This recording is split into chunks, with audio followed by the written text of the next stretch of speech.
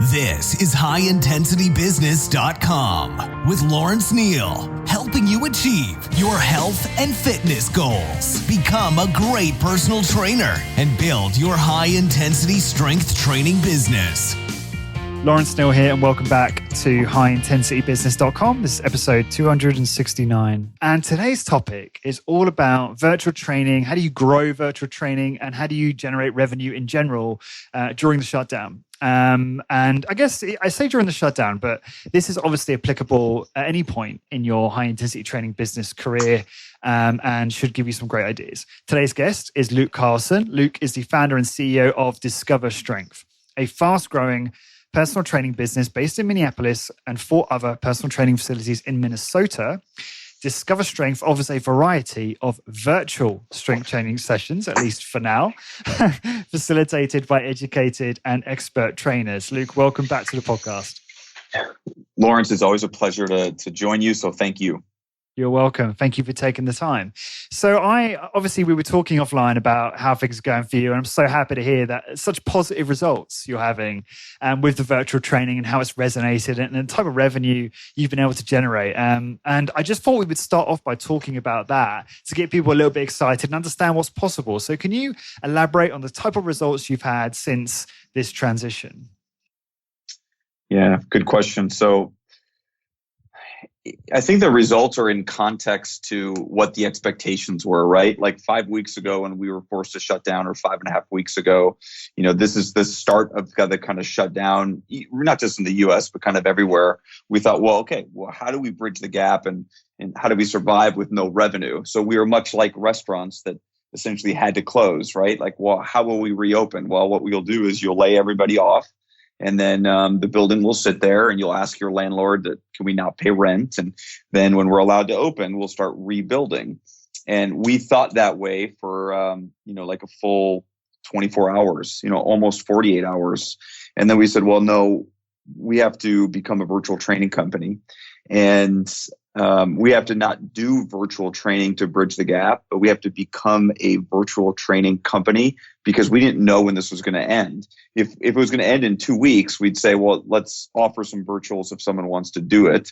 But we didn't know when it was going to end. And so we still don't know when it's going to end. And by end, I mean, we don't know when we're going to reopen our studios, but we don't know what the return to studios is going to look like. So we made a big goal of we wanted to sprint to 900 workouts in a week was the big goal.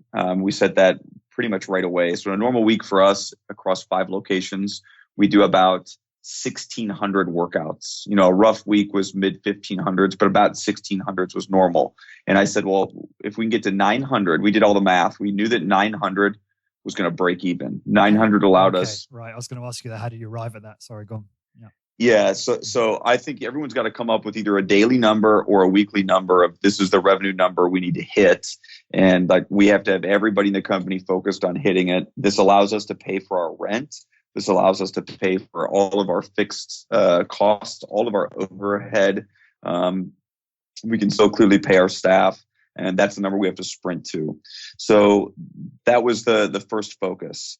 And then we had our quarterly leadership team meeting. So it was the end of the quarter when all this hit, and we wanted to plan our next quarter.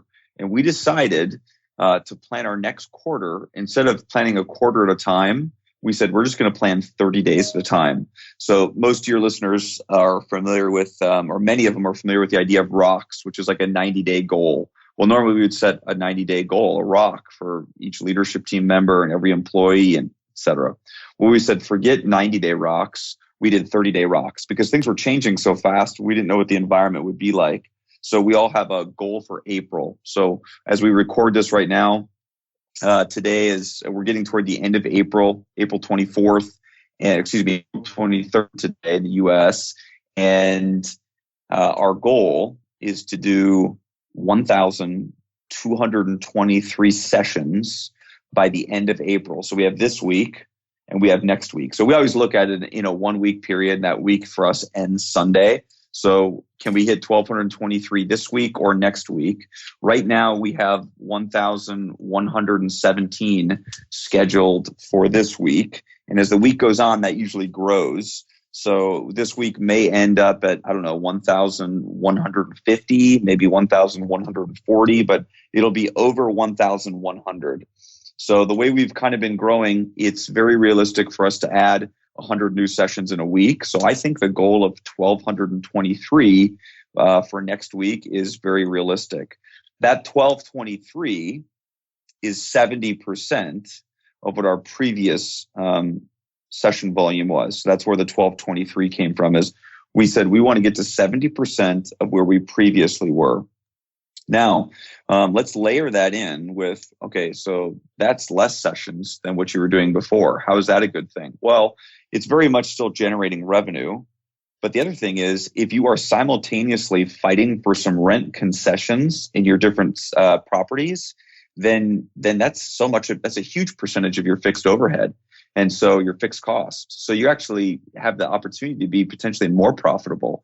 So we have in multiple of our spaces, we've been given rent forgiveness for a couple months. And we have a couple locations that rent forgiveness while we're closed. And then when we reopen, we have negotiated like a percentage rent. Like we'll pay a percent of our revenue for the rent for the next few months. So that's where we're at. We're at 117 sessions this week. Last week we did $41,000 in revenue. Our big revenue goal for the week was to get to $37,000.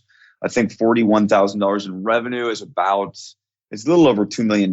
So it's like, maybe 2.1 million or so.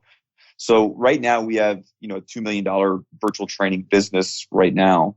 I'll stop talking there, Lawrence, and you can kind of take the questions where you want to. Otherwise, I'll just go on forever. No, it's a great way to start. I was going to say, $39 per session is still the current price that you're charging for that, isn't it? Yes. Yeah, great point. So that's a $39 session. And that's we used to do one-on-one workouts and small group workouts. Well, all we're doing right now is one-on-one workouts. And because we just don't think we can give a good experience, small group, virtual. So our one-on-one people are actually saving money off the session, and our group people are paying a few more dollars, because a group normally was about 35 and a one-on-one normally was more upper 50s or low 60s, depending on what trainer you worked with. So they're saving money. A one-on-one person is. A group person is spending a little bit more money, but man, they're appreciating it because they get one-on-one coaching and supervision, which they're just not used to. So yeah, $39 is the price point. Yep. Yeah, I think that's really smart, and it's just so awesome to hear this. So you're trying to obviously increase the conversion of in-studio clients to virtual. Obviously, this is something that some of our colleagues have struggled with, and you're closing on 70%. You said. So what initiatives have you done and are you doing to try and convert as many people as possible? Great question. So I think the starting point is you have to believe that virtual training is effective, and you have to tell your clients that this is what you need to do. So the brands that have maybe made a mistake have said, that's just my opinion. I don't have the final answer on that, but my opinion is if you ask your clients, do they want to try virtual training? They're going to tell you, no, I don't. And I've had many depressed studio operators reach out to me and said, hey, we've asked our clients, we surveyed them, they want to try virtual, and it's been a really poor response. They don't want to try it. And I thought, are you kidding me? Like, if you asked your clients if they want to use Medix machines before they came to your studio, literally none of them would say they want to use Medix machines. Like, how many of them before they found you said they want to train at a slow speed of movement and go to muscle failure? None of them said that. So let's go back to, either the Steve Jobs or the Henry Ford. Steve Jobs said, we don't ask customers what they want. We show them something amazing and tell them this is what you want. And we demonstrate that value. Henry Ford said, that question? Yeah. Sorry, I cut you off. Let me just throw the Henry Ford out there. And I know everyone's heard it, but it's so applicable to this. Is if I asked our customers what they wanted, they would have said faster horses. Right. And so like the customer, you always have to listen to your customer, but you don't have to verbatim respond with the product or service that they're requesting. Because like I said, they're not asking for Medix machines. They weren't asking for slow training. So what we just did is we said, we're doing virtual training. You're going to love it. And let me help you schedule. So we didn't go into it with any apprehension. So without picking on anybody, I think surveying is probably not the right idea. I've even seen people promote their virtual training where they announce, we're offering virtual training. We're going to switch your sessions to virtual training. Don't worry, if you don't like it, we'll give you your money back. And I'm like, why are you leading with if you don't like it? I can't imagine any brand selling anything where the first or the second thing out of their mouth is, hey, don't worry, when you don't like the car that we just sold you, you can return it. It's like, why would we lead with that? And so I think it gets down to, don't launch virtual training if you don't believe that virtual training is the right thing to do. So like Discover Strength, we've just never believed that a one specific movement speed on one brand of equipment was the key. I was taught a long time ago by Dan Riley, the legendary strength coach of the Washington Redskins and then the Houston Texans, and before all that, Penn State, and the one strength coach that Arthur Jones really befriended. He said, it's not the tool, it's how you use the tool that's important. And so that's what I've always believed. And I've always believed iron sharpens iron. I think the most important element in strength training is not the tool. It's not the movement speed. It's supervision. And that is absolutely supported by the research. The preponderance of scientific research says it's even more important than your intensity of effort is, does someone watch you work out? So you have to ask yourself, as the operator, do you believe in that? And there's signs in your business of whether or not you believe in it. Do your trainers train each other? Do you work out on your own, or do you always get trained by someone? You're selling supervision. You're selling coaching. Man, if you're not into supervision and coaching as a brand, you're going to, if what you were always selling was a Med-X machine, I keep saying Med-X, but whatever piece of equipment you have, if that's what you were selling before, it's going to be a tough switch for you, which, by the way, you can still make that switch, but you're just going to have to adopt this mindset that what you're selling is supervision and coaching and instruction. And I know so many of your listeners, that's how they think. That is what they're selling. So man, that's going to be an awesome transition for them. But that's what we believe. Like iron sharpens iron is everything. It is life. Like it is why personal training and strength training matters. You need to be pushed by another human, but it applies to business coaching. It applies to interacting with a direct report. Like you need another human to push you and make you better. We need that in our friendships and our, relationships. Like a human makes another human better. That's what we are selling. And by the way, in the midst of a pandemic where we've been socially distanced and isolated, people need that and crave that more than ever. Like we are in the absolute prime market conditions to grow supervised training or coach training. And let me make the other. If I didn't say this, I would just be remiss. And it's so important that no one's talking about it. Is we offer virtual training. We meaning the high intensity training practitioner that is flipped virtual training on its head. So virtual training to the rest of the world means what? Okay, every health club that's closed down is offering virtual training, which means an attractive man or attractive female is like dancing and doing step ups and lifting a barbell, doing 1,000,000 reps and all these different moves while you watch them, right? It is a streaming service that you are watching and you're following that workout at home. What does our virtual training do? And by our, I mean everyone that's launched virtual training in our little niche of the industry. Instead of them watching us, we are watching them. Like that's what the customer needs. They need us to watch them. And so we're launching a massive marketing campaign that basically says that. It's like, why would you watch the instructor? Shouldn't the instructor watch you? So that's the beauty of what all of us do is we're actually watching the client. Luke, you are on form this morning. You are just on one. That was so profound. That was brilliant. That was like a motivational speech embedded in there. You and I have spoken offline before about our views on, and probably online actually, on training modalities. If I remember rightly, you do believe though that one can probably, and maybe not you and I and some of our friends who like to train really, really hard, unsupervised or even supervised. But for obviously a lot of your clients and maybe a lot of our colleagues' clients may not be able to achieve the same levels of muscular strength and hypertrophy and maybe other outcomes through body weight, and as the machine is maybe a tool that makes it easier to get there. Is that fair for me to say that? I'm putting words in your mouth a little bit, but would you still agree with that kind of idea? Yeah, I totally agree with that, but I think there's degrees of value that different tools provide. So like, I mean, we're living this right now, right? Like if we train a client and they have literally nothing, we'll still train them, but we say, bring a beach towel to your workout. So we have just body weight and a beach towel. So we can do time static contraction. We can do push-ups. We can do negative only push-ups. We can do, a lot of different exercises purely with just your body weight.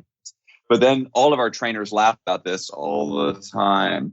If we find out that a client has a set of adjustable dumbbells and a bench, we feel like we've just walked into a room with 40 Medix machines. Like that's what it feels like. We're like, oh my goodness, we can do anything. We have all these tools. And then if we find out, okay, hold on, the ultimate home gym is now you have adjustable dumbbells, you have a bench, and you have a chin-up bar. It's like, okay, all right, I'm going to make this person, literally I'm going to turn this person into Casey Viator over the next 4 weeks because you just feel like you have everything that you need. And I laugh because I'm like, 6 weeks ago, you could have never convinced me that was a complete home gym. Like I used to make fun of James Steele when he would show his backyard Instagram videos of him doing a chin up on like a man-made wooden bar and like a dip station. And I'm like, hey, you're not like, you don't live on a desert island. Like, why are you training like that? And he's pointed out to me, suddenly I've become very in vogue right now, like the way he trains. And so I never wanted to take that minimalist approach. Like I love having tons of equipment. I love visiting our colleagues that have just tons of equipment. Like Jim Flanagan's house is one of my favorite places in the world. I envy Mike Petrella and all his equipment. But I think there's degrees of if you have this tool, it becomes more effective. So I wouldn't feel comfortable preparing someone to maximize their muscle hypertrophy. I mean, truly optimize if they only had body weights and a towel, in my opinion. But you give me dumbbells and adjustable dumbbells, or just, a set of dumbbells and a chin-up bar, and I think we got a really good shot of maximizing hypertrophy and strength, hypertrophy and strength. And then you can layer it on with a couple other tools like bands. Like we think the ultimate is if you have a couple bands, the right bands, chin-up bar, dumbbells. And if you don't have adjustable dumbbells, what we've loved is, do you have like a male? If you have a set of 10-pound dumbbells and about 25 or 35-pound dumbbells, like you can do almost everything with that. We can do some great shoulder work. We can do some good pushing movements. We may have to find ways to pre-exhaust you going into some of those pushing movements, but we can get the job done. So, and then, I just love chin-ups as an upper back stimulus and a bicep stimulus. So just if you have those tools, there's so much you can do. And then I think there's another degree of value you get when you really get on great tools. But I think there's diminishing returns at each one of those steps. So I'll tell you, for my own workouts, I've gone back and forth between our virtual workouts and our in facility. So like I got trained, we're recording this on a Thursday. I did a workout Tuesday morning virtually with one of our trainers, 30 minutes, and we did 11 exercises. And I mean, I'm so sore right now. I can barely sit down in a chair. My butt is so sore. Like it was just an incredible workout. My next workout will be in one of our studios because our studios are closed, but I have access to our studios. And so I'll train in one of our studios and have one of my trainers train with me in a studio. Yeah, I was going to ask you, are your all the trainers practicing what they preach, and are they being virtually trained by each other? So it's mandatory at first that you had to go through a certain number of virtual training workouts with another trainer. And then we've left it up to them after that. So I would say most of our staff it's really mixed. Some of them have done virtually all virtual. Some have decided to come into studio every now and then. We've left that up to them. But they had to go through a number of virtuals to start off with so they understood exactly what the client was experiencing. Awesome. Now, you said to me something really, I thought was really key. And in fact, you said on the live Q&A as well, with regard to how your free uniques and or your differentiating capability has to obviously makes sense with regard to virtual training. And you looked at your free uniques and realized that, hang on, this is a perfect switch. But I've spoken with some of our colleagues who may have a unique that kind of contradicts that service option. So can we talk about that for a second? Like, let's say you said one there about, if someone had one of their uniques was like medical grade equipment, or Medex or Nautilus equipment, or fill in the blank. What would you do? Would you just stop communicating through that unique and communicate through your other two if they're still relevant? Would you revamp the free uniques? Like, what would you do from a strategy perspective? Yeah, I think you just answered the question there. That's exactly what I would do. So I have 3 uniques. One of them is medical grade exercise equipment, for example, and I would just stop communicating around that particular unique. I'd play up the other 2 uniques and tell stories about the other uniques. And then I would ask, this is the other, you asked a while ago before I went on a rant about how do you market and how do you communicate and how do you grow your virtual volume? Well, you got to use the right marketing. And I think one of the things that you got to do is you got to do video of what the virtual workouts look like. And then all of your testimonials have to speak to your uniques. So if you say your unique is, I'm trying to pick a unique, let's say it's evidence-based. That's one of our uniques. Then you would ask that client a question, to kind of a seed question when they give a testimonial. Don't just say, give us a testimonial. Ask them some seed questions where they're going to speak to those uniques, so that all of your testimonials that come out, whether they're video testimonials or written testimonials, will just speak to your uniques, which is what you want. And then all the communication is around your uniques, but just in this virtual environment. So let me just make sure I separated those ideas. I really think one of the best ways to grow virtual training is you have to put it on your social media platforms in video form. Because the number one resistance you have to virtual training is no one knows what it looks like. Like, what will I actually be doing? Where will the computer or the tablet or the phone actually be? And so you need great images that show this, videos that show this, and you can quickly do this on your phone. We launched it right away. You've had a number of your listeners in our kind of high intensity training community have done this really well. I mean, like really well. I'm just thinking of a number of brands where I've seen what they've done, and they've just done a great job. We just last Friday we're in the studio that we use to when we really want to do a high production quality shoot. So we shot Hannah and myself and the owner of the studio. We did all these different shots where it looked like she was training at home and I was training her on her computer. There were shots of me and shots of her, and so it showed what the trainer's actually doing. It showed what the client's actually doing. And we'll launch that. We'll get that edited and launch that soon. But we have to be able to visually tell the story, because our clients just don't know, right? They knew what it was like to go into our studio and use our equipment, but they didn't know what the at-home thing would look like. And they just need to be visually shown, and virtual training works really well visually. So that's one way to promote it. Another way to promote it is offer a free introductory workout. So all of our clients, we have clients that are still having their auto pays go through like 6 sessions a month. And they're like, wow. Keep taking the money. I'll just use them in facility when I come back, but I'm not interested in virtual. And we're just telling them, no. You are interested in virtual. You'll love it. Let me give you a free introductory workout. Just let me take you through a free workout. They do that one workout and they love it. Every day of the week, I get an email or 10 emails from clients saying, hey, Luke, just wanted to reach out to you. Got to be honest. I was really skeptical on the virtual training. And then I go, check, okay, meaning everyone said the exact same thing, but I just tried it. And let me tell you, I loved it. Check. That's number 2. Everyone says that. And number 3 is, I really hope you continue these virtuals after we reopen, or studios reopen, because I travel a lot. And I'd love to use it nonstop and I'd be more consistent. Check. And they send me that email and they're like, I'm the only person that sent that email. And literally it's like a form email. Everyone covers all 3 things in that same order. I was skeptical. Boom. Check. 2. The workout blew my mind. Check. Number 3, please continue this. Check. Like over and over and over. And I share that with our staff. I'm like, remember, every one of our clients is skeptical. No one knows what it is. No one wants to do it at first. And so we've used that language also when someone says, I'm not interested. And we say, hey, you know what? That's what everyone said. No one was interested.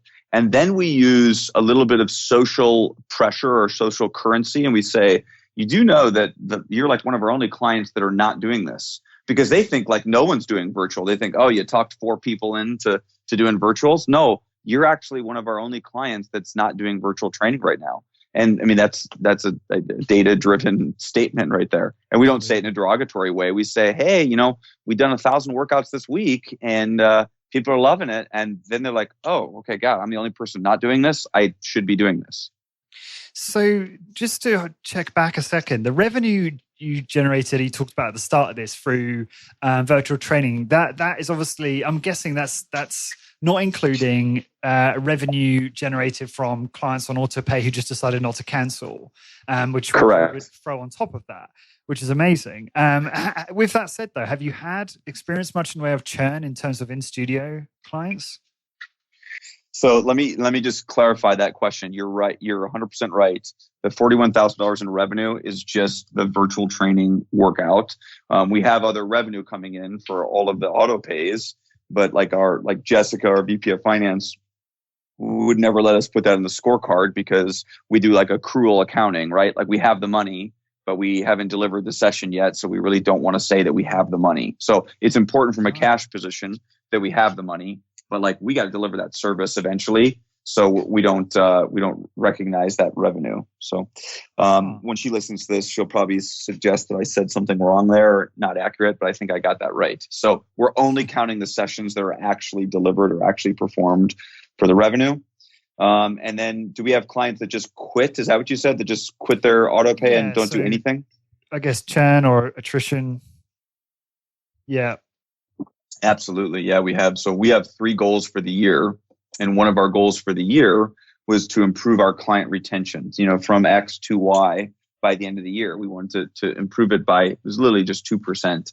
And we're like, okay, we're going to have to throw that number out, throw that goal away because I don't know if we're ever going to hit it because we lost so many people when we shut down. Now, where's our mindset going to switch to is how do we get those people re-engaged when we do open? Like that's going to be a rock in itself or a couple rocks in itself. Like we lost hundreds and hundreds and hundreds and hundreds of clients when we were forced to close. And I don't blame those people. They're like, well, I'm not going to keep paying. I don't want to try the virtual. Maybe they lost their jobs also. And so when we get out of this or when things start to transition to kind of a new normal, what's going to happen then? How do we go about getting those people back in the studio? So, and by the way, Lawrence, I think now is a really good time, if you're okay with it, for me just to kind of throw out the 3 phases that I think all owners should be thinking in right now. Yeah, absolutely. If that's okay. Yes. So this applies to hit businesses just massively. But I was just in my peer CEO group with people, running companies of every different industry. And I said, guys, tell me this is not the 3 phases that we're all going to face. Like, let's make this simple. There's 3 phases. The phase that we're in, phase number 1 is the reopen phase, right? This is when governments start to ease the restrictions and we still maybe social distance and we're still taking preventative or proactive preventative disease mitigation measures, but things are starting to reopen. Okay, that's phase 1. All right, that's going to last like a matter of a few weeks. How do we return to business? And so that's going to be like, what's our cleanliness protocol? How are we social distancing in a studio? How many people do we allow in the studio at once? How are we communicating around these things? That's phase 1. Phase 2 is everything from there up until there's a vaccine. All right, so that's probably up to an 18-month phase.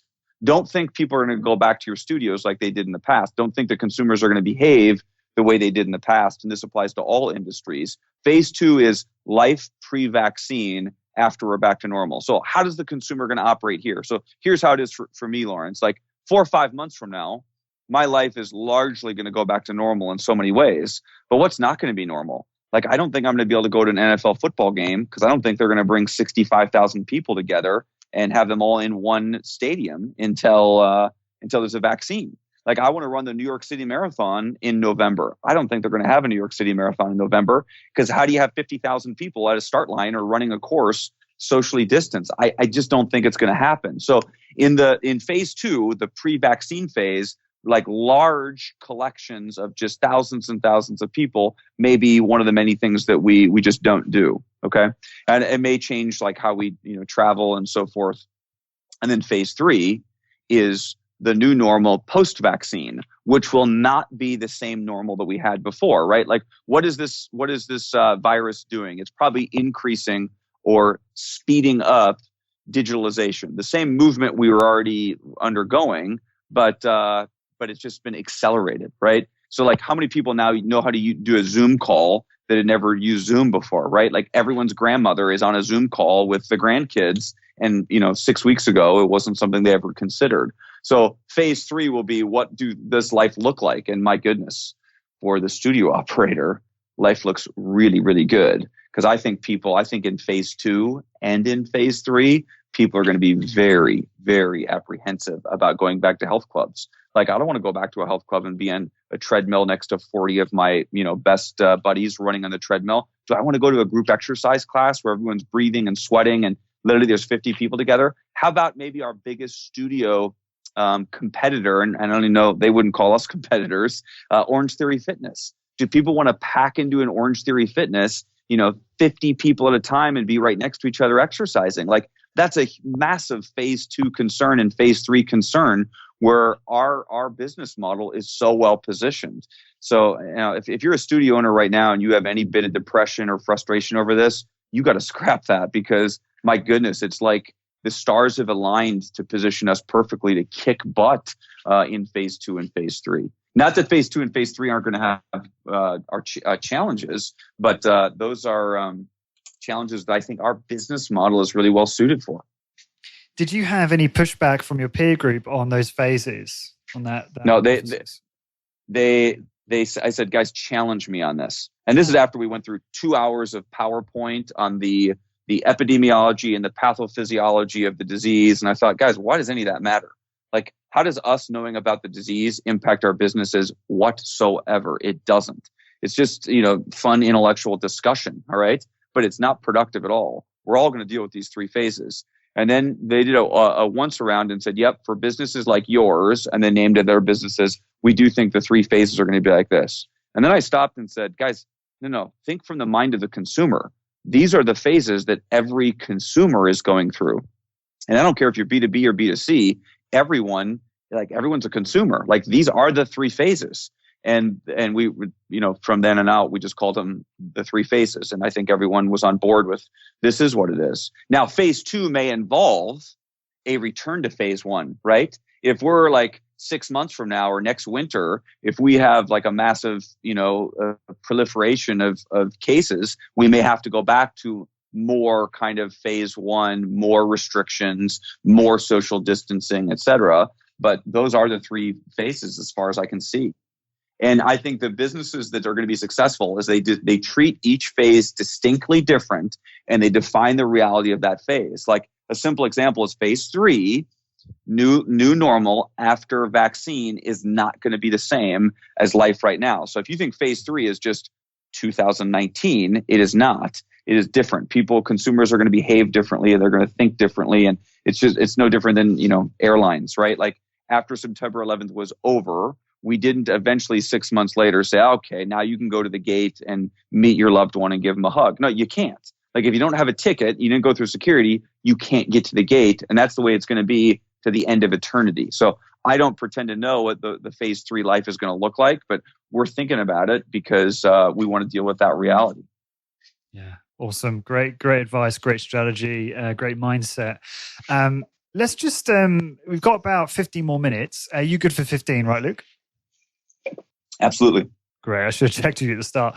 I just want to get into some of the tactical, and I'll hopefully get through some of the rest in the Rec Focus webinar today later. So I was just looking at your business, listening to conversation we've had in the past to try and find some things I could ask you about the tactical. I've noticed you've gone really hard on the website. The website's even more. It's pushing and it's more focused is the word I'm looking for. It's more focused on your primary offer than it was pre-crisis. It was a little bit more kind of pick and choose, if I remember rightly, beforehand. So you've been really bullish on honing the website in and focusing on that, which is great to see. Am I right in saying that? Was that kind of the approach that you took? Yeah, we just had a conversation. We said, if you're not speaking in this time in all your marketing, like if your website is not speaking to the COVID crisis and how you can help customers that are, dealing with their version of the COVID crisis, their problems associated with the COVID crisis, or if you're not speaking to how they can recover from the impending recession from a COVID crisis, then you probably aren't going to be successful, right? Those are the only two things.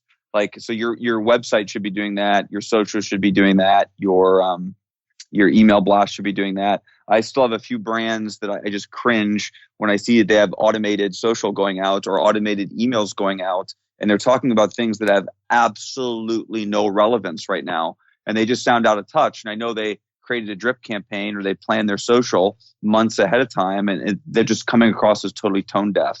So we wanted to make sure we were only touching on those two things. We need to have empathy around those two things, because that's what our customer is dealing with. That's what our customer is thinking about nonstop. Now, our solution can be an escape from the constant when we reopen our studios, for example, we think walking into one of our studios should be an escape from the stresses of your life and the stresses of COVID and the stresses of the fact that you have 3 kids at home and you have to homeschool them and your spouse is at home working and you're like, my goodness, I just need to get away. Okay, so you can come to the studio and have an incredible workout. So we're still speaking to those main two things. I think the website needs to be streamlined for that. Absolutely. Yeah, I've noticed your copy on your site is so empowering. It's so effective. And I really encourage the listeners to check out discoverstrength.com and just look at the copy. Pay attention to the adjectives, the type of wording that DS are using. I just think it's just like you're saying, it takes what is a stressful situation, says, come over here and we will turn that around. Here's some positivity to think about. And that's powerful. And I'm just curious, you've got your call to action at the bottom of the page for your home workout series. How effective has that been? Because I'm guessing that's kind of in a way, a lead magnet for driving virtual training. Yeah, it's not in a way a lead magnet. It is 100% a lead magnet. Yeah. So Hannah, our marketing VP, has been better in the last 2 months than she's been in 10 years. She's just absolutely at her best right now. And she said so many things that when she first said them, we resisted them. And then within 5 minutes, she had us convinced. And so we were going to launch 2 things. We were going to launch virtual training, virtual one-on-one training, which we did. And the other thing we were going to launch was just a subscription where we would send you workouts every week. We would send you strength training workouts and some type of high intensity interval training workout that you could do. And it was a video. We shot hours of video. We shot all the video, all the workouts. Then we'd have the written workout that accompanies the video. And we were going to do a subscription model. And we were going to make it dirt cheap. We were going to go $9 a month. And we thought, well, $9 a month is so cheap that people could just forget about it and they would never cancel it. They can use it or not use it. And I speak all over the place, and I speak to people that are not in the field of exercise. And they're always like, well, how do I bring this forward? I'm like, we could sell this. We could sell this $9 subscription. It'd be awesome. Imagine if we just racked up hundreds and hundreds and hundreds of people on this. We'd have some quote unquote passive income that was coming in. And that was our plan. And within 2 days, Hannah said, we're not doing that anymore. We're giving it away for free. And it's going to be our new transitional call to action. It's going to be a lead magnet. People will give us, their email. We'll give them all of this content for free. And it's 6 weeks long of workouts. And then after you get to those 6 weeks of workouts, what are we doing? We're dripping emails at you around our virtual training. And we'll see what our conversions are like to virtual training from that. But I think she's spot on. Ultimately, what we want to do is we want to do virtual one-on-one training, and this is a great lead magnet for that. In the meantime, we're providing value. I mean, it's the best type of transitional call to action, right? There's real value there, but then it brings them into a lead, a drip campaign, and it allows us to, first of all, earn that trust, provide value, and eventually we can make an ask. And so we think it's going to be the right approach. Yeah, this is so interesting. So you've almost convinced me, changed my mind during this call on this particular point. So would I be right in saying it sounds like the $9 subscription would almost conflict with your main offering? Because it's kind of if supervision is so important, Luke, why are you selling something that's unsupervised?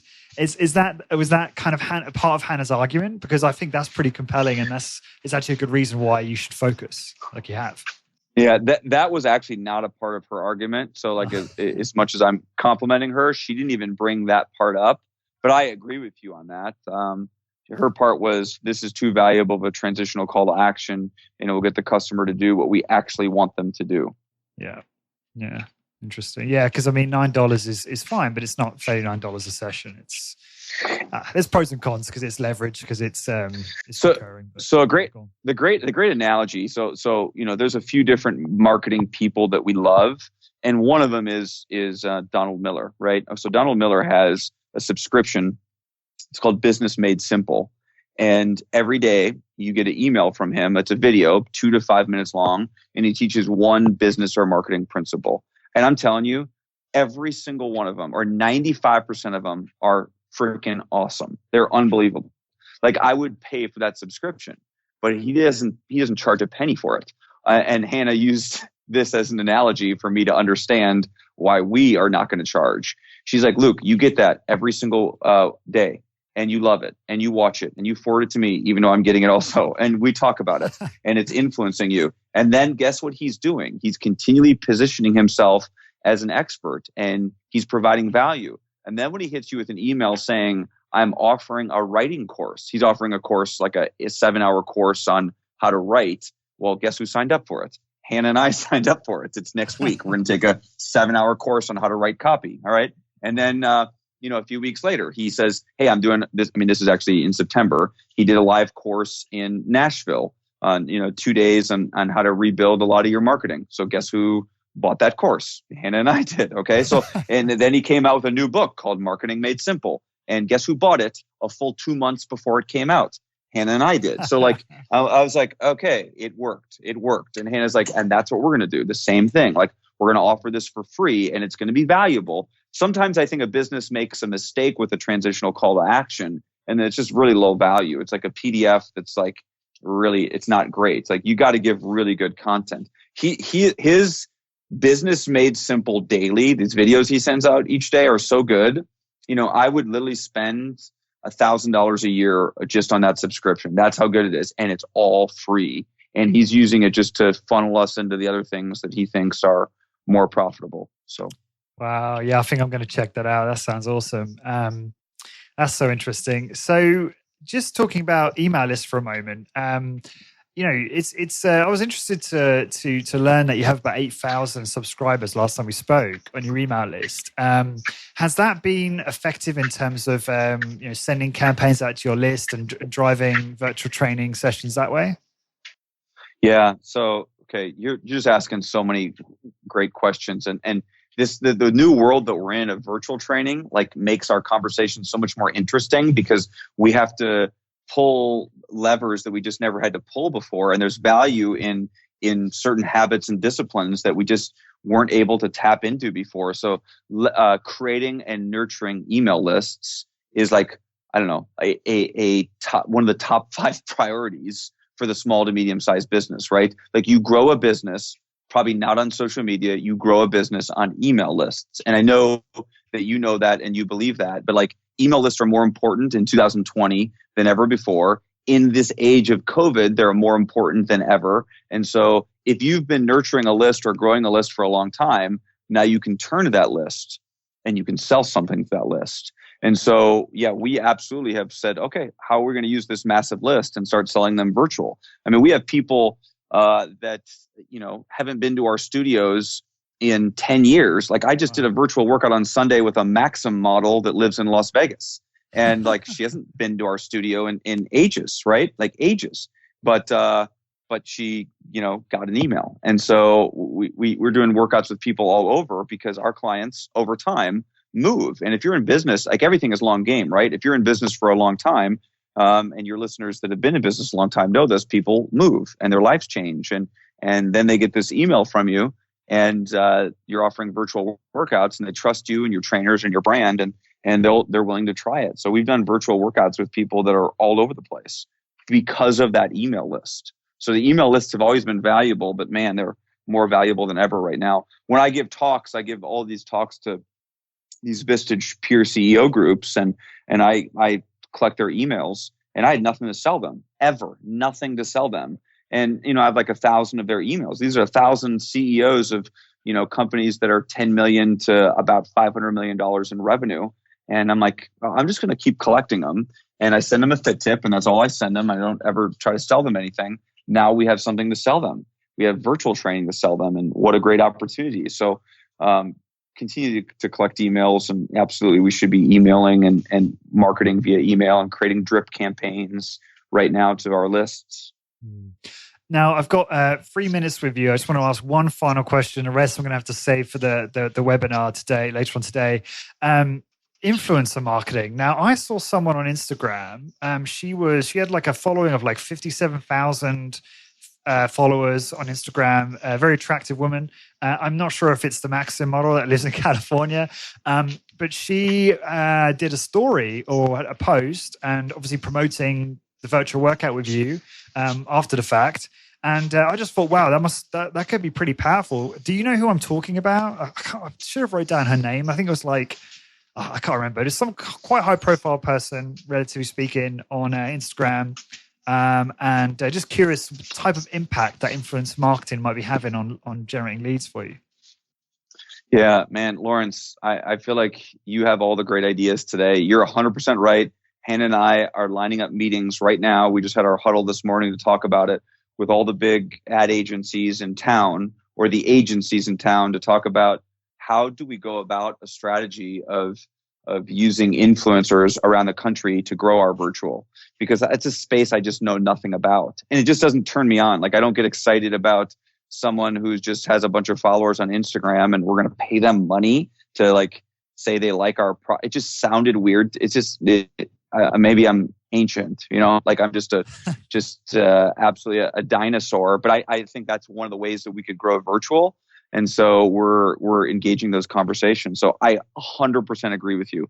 100% agree. How do we get to the right few influencers, compensate them the right way, and create the right ROI to grow virtually?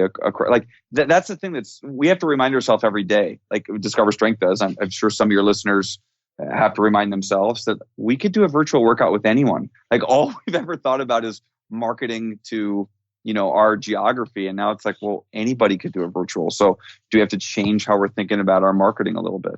Yeah. What was I going to say there on the influencer marketing? Yeah, I guess one thing to bear in mind, and those listening to this, if they're thinking about exploring that as a marketing channel, you just need to think about their following and whether or not their following is going to have a good size cohort for your target market. I think is probably the main one of the main variables you want to consider in that strategy. But Luke, I just thought it'd be interesting for you to hear this. Sean's going to listen to this, my business partner, and he's going to be so fired up. I know he's going to hear you speak, and he's just going to be just pumped. And we've actually decided to, and I don't know why I didn't think about this, because we were holding off our studio, which is going to be called Optima Strength. We held off, and we were like, okay, we're going to reopen when things return to normal. Open, because not reopening, but opening for the first time. But now we're like, well, why don't we just start a virtual business and then offer both when things return to normal? And so we've actually just spent the last few mornings getting on a phone super early and fleshing out our core values and our core focus in line with this change. And it's so exciting. So we're actually going to be opening something and starting something quite soon ourselves. And I'll be obviously reporting on the podcast about how that's all going. So there you go. I love that. I think that's brilliant. And appreciate it. So Luke, best way for people to find out more about you?